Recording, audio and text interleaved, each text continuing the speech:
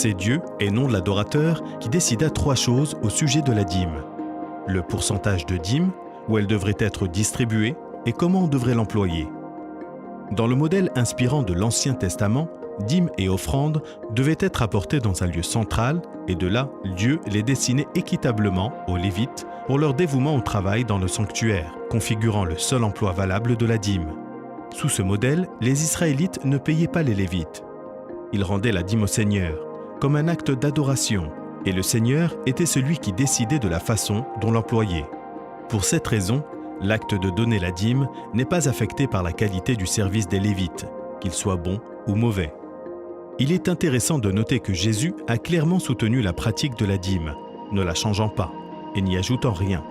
Il a dit aux pharisiens qu'ils ne devaient pas s'abstenir de donner la dîme, tout en mettant en pratique d'importants aspects de la loi, comme la justice, la compassion et la foi.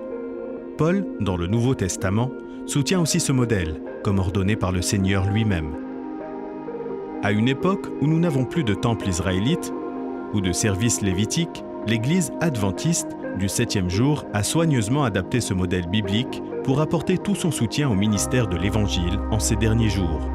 Et c'est le seul moyen par lequel toute nation, tribu, langue et peuple puissent être touchés par la bonne nouvelle dans le contexte du message des 3 anges. Apportez à la maison du trésor toutes les dîmes, afin qu'il y ait de la nourriture dans ma maison. Mettez-moi de la sorte à l'épreuve, dit l'Éternel des armées. Et vous verrez si je n'ouvre pas pour vous tous les écluses des cieux, si je ne répands pas sur vous la bénédiction en abondance.